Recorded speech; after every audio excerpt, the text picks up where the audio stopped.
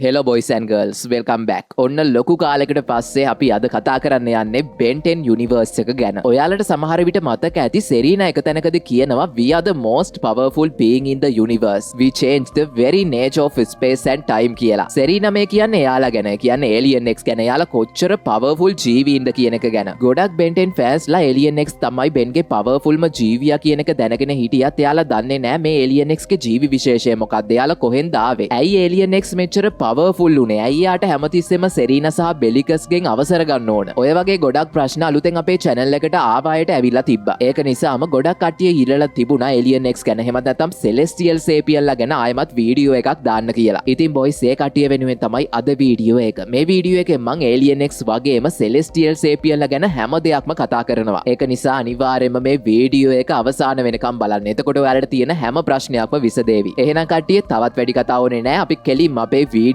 එකට යමු.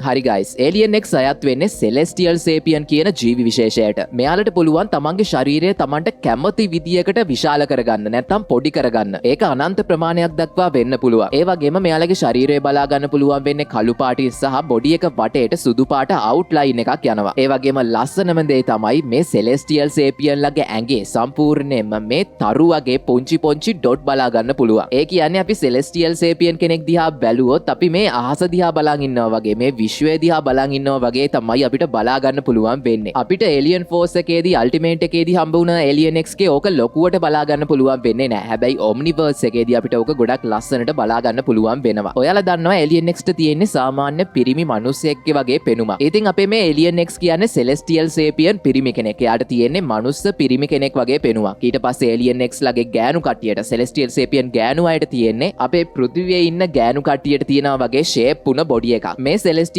Sapiens ලගේ පැවැත්ම මේ විශ්වයේ ඉන්න අනික් හැම ජීවියෙක්ටම වඩා වෙනස්. ඒ හැම ජීවි විශේෂයකම පැවැත්ම ඉක්මවා යනවා. ඒ කියන්නේ මේ Celestial Sapiens ලා ඉපදෙන්නේ ජීවත් වෙන්නේ මැරෙන්නේ මිනිසුන්ට කොහෙත්ම ලං වෙන්න බැරි තැනක. ඊළඟට ගොඩක් අයට ප්‍රශ්නයක් ඇවිත් තිබුණා කොහෙද මේ Celestial Sapiens ලා ඉපදෙන්නේ කියලා. එයාලා ඉපදෙන්නේ Forge of Creation කියන තැන. මේක අපේ විශ්වයෙන් එපිට තියෙන දෙයක් වගේම මෙතන තමයි යුනිවර්ස් එකේ greatestම powers තියෙන්නේ. මේ Forge of Creation කියන place එක තියෙන තැන කිසිම මිනිසෙක්ට තියා කිසිම ජීවියෙක්ටවත් හොයාගන්න බෑ. මේක තියෙන තැන දන්නේ ප්‍රොෆෙසර් පැරඩොක්ස් සහ Celestial Sapiens ළඹ විතරයි. ඊට අමතරව Map of Infinity එක තියෙන ඕන කෙනෙක්ට මේ තැන හොයාගන්න පුළුවන්. ඔයාලට මේ Map of Infinity එක මතක ඇතිනේ. මේක තියෙන කෙනෙක්ට විතරයි මේ තැන හොයාගන්න පුළුවන් වෙන්නේ. ඉතින් guys අපි දන්න යුනිවර්ස් එකෙන් එපිට තියෙන මෙන්න මේ Forge of Creation කියන තැන තමයි Celestial Sapiens ලා ඉපදෙන්නේ. ඒ වගේම තමයි මේ Celestial Sapiens ලගේ ඔළුව ඇතුලේ personalities දෙකක් තියෙනවා. පළවෙනි එක තමයි Voice of Love and Compassion. ඒ කියන්නේ ආදරය සහ අනුකම්පාවේ හඬ. දෙවෙනි එක තමයි Voice of Rage and Aggression. ඒ කියන්නේ කෝපයේ සහ ආක්‍රමණශීලීත්වයේ හඬ. ඉතින් ඔන්න ඔය personality දෙක තමයි අපිට සෙරීනා සහ බෙලිකස් විදියට බලා ගන්න පුළුවන් වෙන්නේ. මේක Celestial Sapiens ලගේ DNA වලම තියෙන දෙයක්. ඉතින් Celestial Sapiens කෙනෙක්ට මොකක් හරිම දෙයක් කරන්න ඕන වුණොත් එයාට මේ සෙරීනා සහ බෙලිකස්ගෙන් අවසර ගන්න වෙනවා. මේ දෙන්නම එකග වුණොත් තමයි මේ Celestial Sapiens කෙනෙක්ට මොකක්ම හරි දෙයක් කරන්න පුළුවන් වෙන්නේ. ඒ කියන්නේ Celestial Sapiens කෙනෙක්ට මොකක් හරි action එකක් වෙනුවෙන් මේ සෙරීනා සහ බෙලිකස්ව එකග කරව ගන්නේ නැතුව එයාට අඩුම ගානේ හෙලවෙන්නවත් බෑ. ඉතින් ඔන්න ඔය හේතුව තමයි අපි Alien Force එකේදී එහෙම දැකපු ගොඩක් Celestial Sapiens ලා ගල් වෙලා වගේ ඉන්නේ. සාමාන්‍යයෙන් එයාලට එයාලගේ personalities දෙකත් එක්ක වාද කරලා තීරණයකට එන්න අවුරුදු 10 ගාණක් යනවා. තීරණයකට ආවත් ඒක දෙන්නම එකග වෙන දෙයක් වෙන්න තියෙන සම්භාවිතාව ගොඩක්ම අඩුයි. ඉතින් දැන් ඔයාලට හිතෙනවා ඇති මෙච්චර powerful වෙලා ඔය විදියට කිසිම දෙයක් කරගන්න බැරුව ඉන්න ජීවියෙක් නම් වැඩක් නෑනේ කියලා. ඒත් ඇත්තටම guys එහෙම personality දෙකක් තිබ්බෙන්නේ නැත්නම් Alien X ලා මොනවා කරයිද? උදාහරණයක් විදියට අපේ බෙන්චියව ගන්නකො. ඔයාලට මතක ඇති අපි Alien X ව පළවෙනියට දැකපු එපිසෝඩ් එක. ඔතනදී Alien X ඒ කියන්නේ අපේ බෙන්ට ඕන වෙනවා කාලය ආපස්සට හරගෙන අර කැඩුන බැම්ම ආයෙමත් හදන්න. හැබැයි එයා ඒ ඇක්ෂන් එක ගන්න කලින් ඒ දේ කරන්න කලින් යන්නේ සෙරීනා සහ බෙලිකස් ළඟට. ඊට පස්සේ එයා ඒ දෙන්නව මේ වැඩේ කරන්න එකග කරව ගන්න ඕන. එයාලා එකග වුණොත් තමයි බෙන්ට Alien X පාවිච්චි කරලා මේ බැම්ම හදන්න පුළුවන් වෙන්නේ. ඉතින් ඕක ගොඩක් පොඩි දෙයක් නේ. කියන්නේ ඔච්චර පොඩි බැම්මක් හදාගන්න මෙච්චර කටකාලා අවසර ගන්න ඕනේද? හැබැයි අපි පොඩ්ඩක් උඩට එමු. අපි යමු යුනිවර්ස් ස්කේල් එකට. Alien Next. එහෙමත් නැත්නම් බෙන්ට පුළුවන් මේ බැම්ම නිර්මාණය කරපු විදියටම මේ මුළු යුනිවර්ස් එකම මේ මල්ටිවර්ස් එකම ප්‍රතිනිර්මාණය කරන්න. එහෙම නැත්නම් ඔයාලා හිතන්න වෙන Celestial Sapien කෙනෙක්ට ඕන වෙනවා මේ මල්ටිවර්ස් එක විනාශ කරලා දාන්න. ඉතින් ඔය වැඩේ කරන්න Celestial Sapien කෙනෙක්ට තප්පරයක්වත් යන්නේ නැහැ. මොකද එයා ඒ තරමටම පවර්ෆුල්. ඉතින් ඔයාලා හිතන්න ඔහොම හිතෙන Celestial Sapien කෙනෙක්ට නැත්නම් බෙන්ටම ඔහොම හිතුණා කියමුකෝ. එහෙම හිතුණට පස්සේ ආයක කරන්න යද්දි සෙරීනා සහ බෙලිකස් ඇවිල්ලා ඕක ගැන වාද කරලා තීරණයකට එන්න ආවේ නැත්නම් මොකද්ද වෙන්නේ? ඒ Celestial Sapien තමන්ගේ කැමැත්තට තමන්ගේ තනි කැමැත්තට එක තප්පරයෙන් මුළු මල්ටිවර්ස් එකක් විනාශ කරලා දානවා. ඉතින් ඔය වගේ අනන්ත අප්‍රමාණ බලයක් තියෙන ජීවියෙක්ව ඔය වගේ හිතෙන දේවල් කරන්න යන එකෙන් වළක්වන්න තමයි මේ වගේ පර්සනැලිටි දෙකක් එයාට දීලා තියෙන්නේ. ඉතින් guys දැන් ඔයාලට තේරෙනවා ඇති මේ සෙරීනා සහ බෙලිකස් සීන් එකේ වැදගත්කම. හැබැයි බෙන්ටෙන් ඔම්නිවර්ස් එක වෙනකොට අපේ බෙන්ජියට පුළුවන් වෙනවා මේ සෙරීනා සහ බෙලිකස්ගෙන් සදහටම නිදහස් වෙන්න. ඒ කියන්නේ බෙන්ට ආයේ Alien X පාවිච්චි කරන්න සෙරීනා සහ බෙලිකස්ගෙන් අවසර ගන්න ඕනේ නැහැ. ඕක වුණ විදිහ අපිට බෙන්ටෙන් ඔම්නිවර්ස් එකේදී බලා ගන්න පුළුවන් වුණා කියන එක ඔයාලට මතක ඇති. ඊළඟට මේ Celestial Sapienලගේ powers සහ abilities ගැන කතා කළොත් ඔයාලා දන්න විදිහටම මෙයාලට පුළුවන් කාලය සහ අවකාශය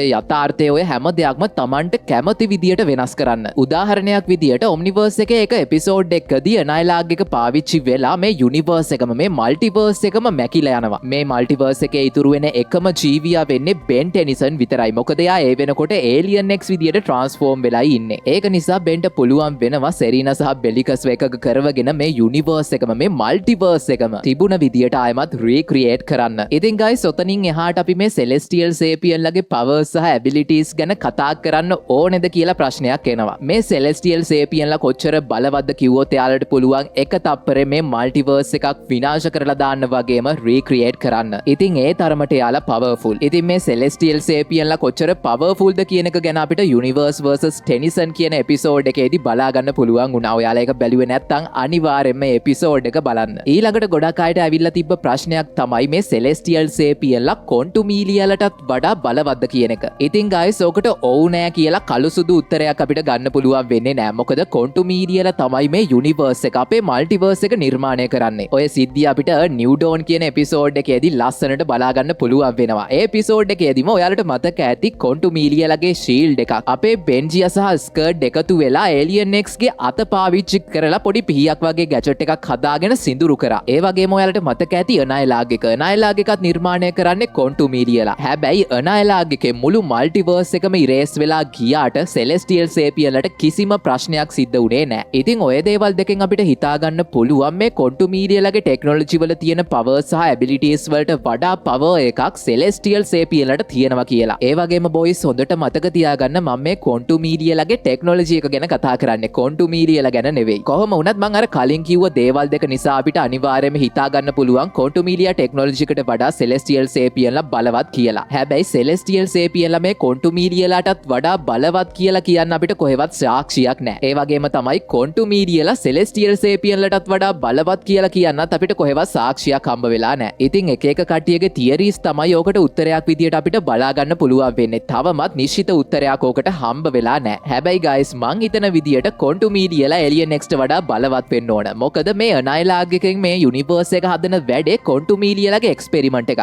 ඒ එක්ස්පෙරිමන්ට් එකේ රිසල්ට් එකක් විදියට තමයි අපේ මේ යුනිවර්ස් එක මල්ටිවර්ස් එක Celestial Sapienලා ඔය හැම දෙයක්ම නිර්මාණය වෙන්නේ. ඒක නිසා මං හිතනවා Celestial Sapienලට වඩා කොන්ටුමීලියලා අනිවාර්යයෙන්ම බලවත් කියලා. ඉතින් boys ඕක කොහෙවත් තියෙන දෙයක් නෙමෙයි සම්පූර්ණයෙන්ම මට හිතෙන දෙයක්. ඊළඟට guys අපි ආයෙමත් පොඩ්ඩක් සෙරීනා සහ බෙලිකස් පැත්තට යමු. මං ඔයාලට කලින් කිව්වා සාමාන්‍ය Celestial Sapien කෙනෙක්ට personalities දෙකක් තියෙනවා. එයාලා කරන්න යන ඕනම දෙයකට ගන්න හදන ඕනම action එකකට ඒ දෙන්නගෙත් කැමැත්ත ඕන වෙනවා. ඉතින් ඒ දෙන්නම කැමති වුණොත් තමයි ඒ Celestial Sapien කෙනෙක්ට මොකක් හරි දෙයක් කරන්න පුළුවන් වෙන්නේ. හැබැයි අපේ බෙන්ජියාගේ Alien X පැත්තට ආවම එයාට තියෙනවා personalities තුනක්. ඒ තමයි සෙරීනා, බෙලිකස් සහ අපේ බෙන් ටෙනිසන්. ඉතින් ඕක අනිත් Celestial Sapienලට වගේ නෙවෙයි අපේ බෙන්ගේ Alien X ටම යුනික් වුණ දෙයක්. ඒ වගේම ඒකත් ඔයාලා පොඩ්ඩක් ඔළුවේ තියාගන්න. ඒ වගේම තමයි boys හැම Celestial Sapien කෙනෙක්ගේම personalities එක වගේ නෑ. මේවා දවසින් දවස develop වෙනවා. උදාහරණයක් විදියට Galactic Gladiatorව සහ Starbeardව අපිට ගන්න පුළුවන්. මේ දෙන්නට පුළුවන් වෙලා තියෙනවා තමන්ගේ personalities දෙක ගොඩක් balance එකේ තීරණාත්මකව හසුරවන්න. ඒක නිසා තමයි මෙයාලට ඉක්මනින් තීරණ ගන්න පුළුවන් වෙලා තියෙන්නේ. හැබැයි baby Celestial Sapienලා පැත්තට එනකොට යනකොට ඕක සම්පූර්ණයෙන් වෙනස් වෙනවා. එයාලගේ ඔය සෙරීනා සහ බෙලිකස් කියන පර්සනැලිටි දෙක හරියට වර්ධනය වෙලා නැහැ. ඉතින් ඔයාලට අල්ටිමේට් ඒලියන් එක මතක නම් ඔය හේතුව නිසා තමයි අල්ටිමේට් ඇග්‍රගෝ ඇඩල්ට් සෙලෙස්ටියල් සේපියන් කෙනෙක්ගෙන් පවර් එක ඇබ්සෝබ් කරගන්න යන්නේ නැතුව අර බේබි සෙලෙස්ටියල් සේපියන් කෙනෙක්ගේ පවර් එක ඇබ්සෝබ් කරගන්න යන්නේ. එතකොට ඇග්‍රගෝට පුළුවන් මල්ටි පර්සනැලිටි වල ප්‍රශ්නයක් නැතුව තමන්ගේ තනි කැමැත්තට මේ ඒලියන් එක්ස් ගේ පවර්ස් පාවිච්චි කරන්න. සමහරු කමෙන්ට් දාලා තිබුණා ඇග්‍රගෝ ඇයි බේබි සෙලෙස්ටියල් සේපියන් කෙනෙක්ගේම පවර් එක ඇබ්සෝබ් කරගන්න හැදුවේ කියලා. ඔන්න දැන් ඔයාලට ඒ ප්‍රශ්නෙටත් උත්තරේ හම්බ වුණා. එහෙනම් දැන් අපි කතා කරමු ගොඩක් අය නොකියන මේ සෙලෙස්ටියල් සේපියන්ලගේ වීක්නස් ගැන. මෙයාලට තියෙන ලොකුම වීක්නස් එක තමයි මෙයාලගේ පර්සනැලිටිස්. එයාලට තීරණයක් ගන්න අවුරුදු 10 ගාණක් ගත කරන්න සිද්ධ වෙනවා. ඉතින් ගොඩක් සෙලෙස්ටියල් සේපියන්ලගේ ජීවිතේ වැඩිම කාලයක් මේ විදියට පර්සනැලිටි එක්ක වාද විවාද කර කර තමයි ජීවත් වෙන්න සිද්ධ වෙන්නේ. ඊළඟට මේ සෙලෙස්ටියල් සේපියන්ලට යුනිවර්ස් එකක් නිර්මාණය කරන්න හෝ විනාශ කරන්න හෝ ඒක ආපස්සට හරවන්න හෝ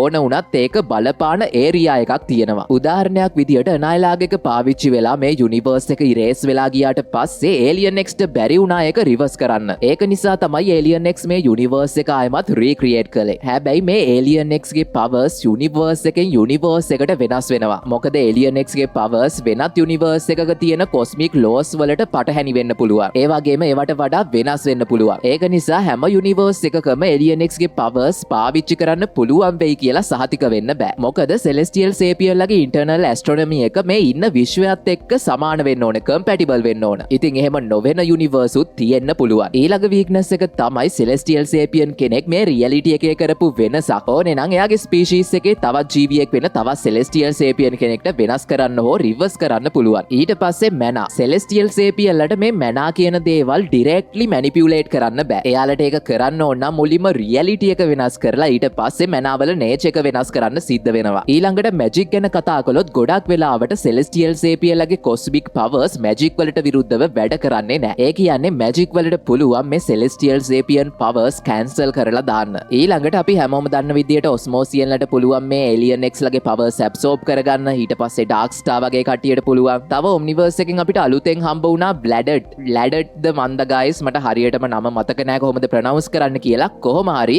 ඒ ජීවියට පුළුවන් මේ සෙලෙස්ටියල් සේපියන්ලගේ ලයිෆ් ෆෝස් එක ඩ්‍රේන් කරලා දාන්න. ඉවර නෑ ගයිස්. තව තියෙනවා මේ නෙමියුනා කියන ඒලියන්ගේ ඩස්ට් සමහර වෙලාවට සෙලෙස්ටියල් සේපියන්ලට බලපාන්න පුළුවන්. ඒ වගේම සමහර වෙලාවට සෙලෙස්ටියල් සේපියන්ලගේ පර්සනැලිටිස් මේ ටොයි පික්ගේ මූණටත් බය වෙන්න පුළුවන්. හරි බොයිස් ඇන්ඩ් ගර්ල්ස්. ඉතින් ඔන්න ඕක තමයි අද වීඩියෝ එක. මම කතා කළා මේ සෙලෙස්ටියල් සේපියන්ලා කොහෙද ඉපදෙන්නේ, මෙයාලගේ පවර්ස් සහ ඇබිලිටිස්, ඊට පස්සේ ෆෝජ් ඔෆ් ක්‍රියේෂන් ගැන, සෙලෙස්ටියල් සේපියන්ලාගේ වීක්නස් ගැන, ඊට පස්සේ කොන්ටුමීඩියලා කට්ටිය ගැන. ඉතින් මං හිතනවා මං හැම දෙයක් ගැනම කතා කරා ඇති කියලා. මට මොනවා හරි මගෑරුණා නම් මොනවා හරි වැරදුනා නම් අනිවාර්යයෙන්ම කමෙන්ට් එකක් දාගෙන යන්න. එහෙනම් ගයිස් මං හිතනවා ඔයාලා මේ වීඩියෝ එකෙන් විනෝද වුණා ඇති කියලා. එහෙනම් අපි මේ වගේම තවත් වීඩියෝ එකකින් ඉක්මනට හම්බ වෙමු. එතකල් පරිස්සමට ඉන්න. ජය වේවා.